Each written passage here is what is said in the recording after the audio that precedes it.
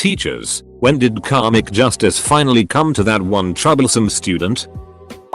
I had a student that was a real twerp, always doing things he was not supposed to and purposely causing conflict with other students. He was a daily headache. One day in class he stole a candied pepper from one of Hispanic students and ate it. It was a very hot pepper, not sure of the type. At first I didn't notice cause he is a sneaky kid.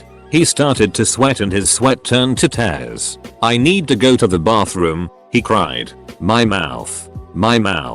I went to investigate and found out what happened. The karma payback plan was now collecting, and I refused to let him go get a drink and continued with the math instruction in hopes of teaching him a lesson. For the next few minutes he pleaded with me to go to the nurse with tears running down his face. I said I do not negotiate with thieves. He started running around in circles. It wasn't until he started sobbing and crying out "I just want my mom" that I finally felt bad and said, "If I take you to the nurse, are you ever going to act out in class again?" He promised that he wouldn't, and he never did. The tears and sobbing in front of his peers broke his ego and he was a stellar student for the rest of the school year. I teach middle school. Not a teacher, but one time when I was in kindergarten, a kid looked me straight in the eyes, bit himself on the wrist hard, and ran to the teacher and blamed me. That little cunt. They sent me to the principal's office. My mom was called down. I got yelled at and cried. A week later, the kid did it again, and the teacher saw him do it. Felt so good to have the principal apologizing profusely to me, while that little ithead got a mouthful from his parents. Had a kid that threw a lock at my head not get expelled because it just slipped out of her hand. She got expelled a few months later for bringing a weapon to school. Last year had a 7-year-old in my class who was just a pain. He's the only child I've ever taught who I've actually disliked. He would throw things around the classroom, pinch other children, stab them with pencils. He was rude to everyone and would always blame it on someone else. Talking to his parents wouldn't help because they believed everything he said, even over adults who had actually witnessed him doing it. They would give excuses and say that other children were blaming him or that he was being picked on. There was nothing wrong with this child other than he had been brought up with no consequences in his life. Anyway, one break time he was harassing another child and I guess they just had enough and this usually mild-mannered child just punched him in the stomach, causing the horrible child to wet himself. When following the indecent up, all of the other children who witnessed it, around 5 or 6, completely closed ranks and denied that it ever happened. I can't usually condone when children hit back. It causes so many other problems. But you better believe all the adults that have had to deal with this child were rooting for the hitter. I coached middle school football. Some kids have come out of their shell by then. Others have not. But at least most of the early bloomers were jerks to make life hell for everybody. The team's starting halfback was one of those jerks. He gave a defensive lineman hell and since everybody thought he was cool they gave him hell right along with him. The D lineman was a big guy but not aggressive or outgoing. Still just in his shell really. He did fine out there because he was a big guy but hardly played to his potential. The little running backs took their Napoleon complexes out on the big guy by running by him and shouting "pussy" every time he failed to stop them. Rather than fight back to make the play, he would just ignore it and line up and try again the next play. One day the whole thing just clicked for the big guy and he started making plays. He learned to get off his blockers and form tackle and attack the ball carrier. It was a cool thing to see. He loved it. When he really started getting into a groove, I started running the jerk halfback right at the blooming D lineman and watched him plant that guy in the ground with a thud every time. It was just getting easier as I made sure they ran the same play at him play after play. Soon, bruised and beaten, the jerk halfback asked, "How many times are you going to run this play?" And I responded, "Once for every time you called him a pussy." I interned in a class with this kid who always thought he was smarter than everyone else. He was pretty smart, but not by too much. He always got paired with kids not as smart as him, so he would always be really smug when dealing with them. We learned he got that from his parents. During a parent-teacher conference, his parents praised that boy up and down and thought he was the smartest kid in the school. They built him up as that and they got him thinking that too. Then they went off on my mentor teacher. She wasn't providing him with higher enough education. She was bringing him down. She was terrible. The conference ended when my mentor teacher left the room crying after the verbal lashing. Well, about a week later, there was an event where parents came to watch their children in class. It was to watch them do math games with other students. Well, my mentor teacher paired this smug little bastard with the actual smartest kid in class. The one who was working on more advanced classes after school. The kid got shamed. His parents were so flustered during the event. They were very visibly nervous and upset looking as this kid got destroyed game after game. They left before it was all done and took him out of school for the rest of the day. I taught a comparative anatomy animal dissection lab section back in college. I had one kid in a section, let's call him Kevin, who never listened to dissection instructions and just dove in with a scalpel, dicing and chopping and generally mutilating most of the internal organs. His first karmic warning came when we were dissecting squid, and he got squid juice on himself. Smelled awful for the rest of that class. However, he kept on ignoring instructions and hacking away, and this time, karmic justice struck on our very last dissection project, the fetal pig. Kevin really wanted to see the pig's brain. Kevin couldn't get through the skull, so he started whacking away at it with the butt of a flat pry knife. I told him to stop, but he had to give it one last mighty thwack. Crack, the skull breaks, and rubbery piglet brain bits come flying out everywhere, mostly over Kevin, splattering him. Unfortunately, while protesting my refusal to let him dice this piglet into pancetta cubes, Kevin had his mouth open. Thankfully, preserved pig brain, ingested orally, seemed to have a calming, subduing effect on Kevin for the last couple classes. TL. DR, don't jerk in dissections unless you're willing to swallow. Not teacher, but I'll tell you a story anyway. There was this guy in middle school that would take its and piss in the hallways. Really weird, but he somehow thought it was funny, so he kept doing it. Well, I was locker buddies with this really early developed guy in middle school. He was like Hagrid big to me back then. I noticed the weird kid standing next to my locker but standing in front of Hagrid's locker. I'm thinking, oh, something's about to go down, so I waited. Hagrid gets to his locker and this kid was still standing in front of his locker. Hagrid tells him to please move out of the way because he was blocking the way. Weird kid says no and starts chuckling. All I'm thinking is oh it.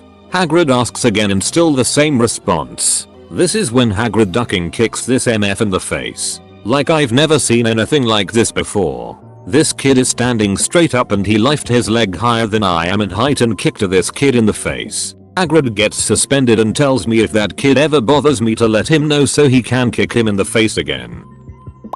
Have another one. We had these two kids, brother sister combo, with fabulous names. Let's call them Princess and Major. Actually not bad kids, just a little lazy, but the parents were the laziest ducks. Did anything to not work, just sit around and exist. I'm surprised they had the motivation to get off their asses and procreate.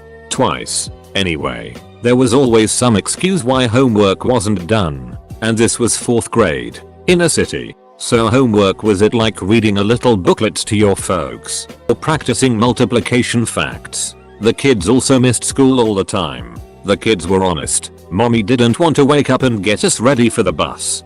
Daddy was up late with his friends. So we report them to truancy. They turn around and find some lawyer to sue the school for their kids' underachievement. If the teachers were doing their jobs, these precious children would be pre-med students by now. Luckily we kept really good records. The lawyer shows up. The principal, superintendent, truancy officer, our lawyer. Their lawyer starts in. Our principal breaks in, holds up his hand, asks the truancy officer, how many days have these children missed? Ends up they'd missed enough days in the last 3 years to equate more than a year of school. Principal says, now ma'am, sir, how are we supposed to deliver a quality education to your children if you don't get them to school? Their lawyer quietly packed up her it and left.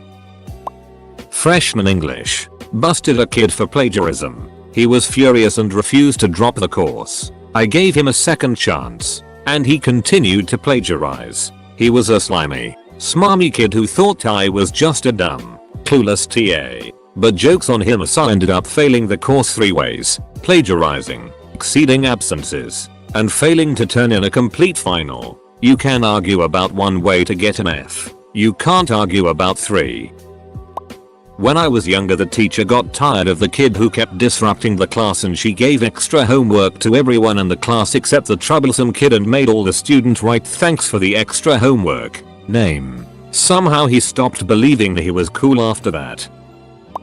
I was in pre-K in the early 80s at a private Catholic school. This one kid, Amy, would always bite the other kids. I don't remember exactly how it went down, but I guess one day I came home crying or had a really bad bite mark or something and my mom was pissed. She took me straight to the superintendent, not the principal, and showed her what happened. The superintendent, a really old nun, did not put up with that. She called Amy into her office and bit the duck out of her arm. Amy started crying, but she never bit anyone again. Old nuns in the 80s were hardcore. Note, I am not saying what happened was right, just that it happened.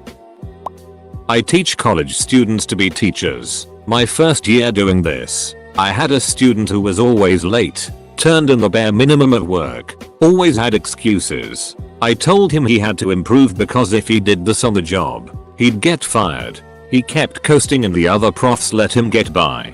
First teaching job, he got fired. I laughed, in the privacy of my office, and I'm not sorry. Had a kid who was a real douchnozzle when I taught 5th. This kid, let's call him Ray, had one of those moms who refused to hold him accountable for anything. It was always, some other kid did it. Ray was just protecting himself. Ray just wanted to fit in. Ray was being targeted. Also, she was one of those kids who would ask Ray if he were guilty, and take his no as incontestable truth. She would say, "My son doesn't lie to me." "Oh really? Your kid doesn't lie? Your kid and Jesus? All kids lie." Anyway, I had a full caseload as a special ed teacher, so I got a paraprofessional, call him Steve. Ray hated Steve, had some kind of issue with male authority figures. One day Ray gets in trouble coming back from recess. Steve reprimanded him, verbally. By the time Ray makes it to the classroom, he's saying how Steve got in his face and shouted at him. Nope. He asks to go talk to the principal. Yay. Ray's gone for at least 5 minutes, tells the principal how Steve grabbed his arm when mom comes and gets him. Now he's saying Steve pushed him. Next day we get a phone call. Ray's mom and grandma are coming in and want a meeting with Steve and the principal to discuss how Steve choked Ray. Steve's freaking out. Other kids were there, but no adults. No cameras. How can he prove his innocence? I tell him, go to the meeting and before anybody says anything, have Ray share what happened. Steve came back smiling. As soon as one story came out, everybody else is disagreeing. Well, Ray told me, but Ray told Emmy. I would have loved to see the mom's face as her kid is proven a liar in front of everyone.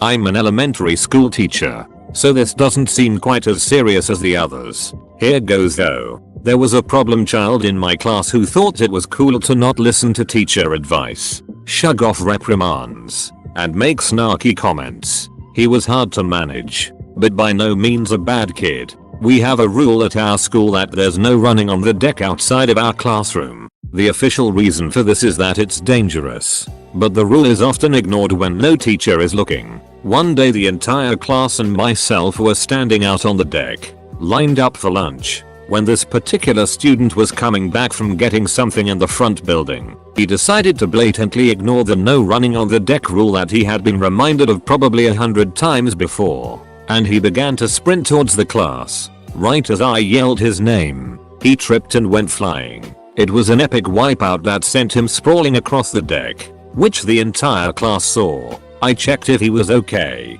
and didn't say anything about it at the time, but I was able to remind him later that we do have rules for a reason. I did feel rather like justice had been served in that once delicious moment. However, TLDR, snarky kid had epic wipeout because he ignored the rule. Justice. Edit. To clarify, the deck is like an uncovered porch, made of wood with a barrier around the edge that leads to the front building in this case. I didn't realize that people don't call them decks everywhere. I teach kindergarten, and I had a terrible child in my class last year. He liked to pull his desk away from the girl sitting across from him so her pencils and crayons would go falling on the floor. Finally, one day she got fed up and slammed her desk back into his. Unfortunately for him, His fingers happened to be there. I had to resist the urge to be like that's what you get, but instead I just reminded him that that's why I said not to move his desk away from the rest of the table and sent him to the nurse. Had a student who would routinely get his cell phone out and wouldn't put it away when asked. Often left the room during class. Karmic justice. Failed the course. I was a student, but the karma actually came from the teacher. School trip to Poland. At the hotel you could climb over the balcony on the first floor, onto a plexiglass curved roof you find on bike sheds, that ran along that floor. Well, this little asshole who had been in one of the teacher's classes on the trip, alongside me, decided it would be a good idea to run along the plexiglass, then bang on the windows of other rooms. My room was adjacent, so we had ourselves receiving a knock from the balcony at like 10 PM, but figure it was a one-off. Anyway, a minute later, we hear what I can only describe as pure rage coming from next door. The teacher was next door to us, and must have had the blinds up or walked onto the balcony cause he saw this little id try to sneak by and dragged him back inside. Anyway, a few minutes go by and this teacher is still screaming at him in the corridor. You could hear the guy bawling his eyes out. We were like 16 BTW, but even listening to it was horrifying. Imagine the drill sergeant scene from FMJ amplified. It was traumatizing. The guy was banned from any more school trips, which was great because he was meant to go skiing with school later that year and lost his deposit. I'm sure the teacher loved every moment of it. TL. Dr. Kid tries to harass other people in a hotel. Accidentally gets caught by teacher. Drill sergeant scene from FMJ ensues. Edit. Guess what? I actually found the hotel it happened at on Google. And I'm pretty shocked now the guy managed to not slip ! 3M61E13M41S go 1JW5 Frewakang 2E07I 13312 8I 6656 6M11E1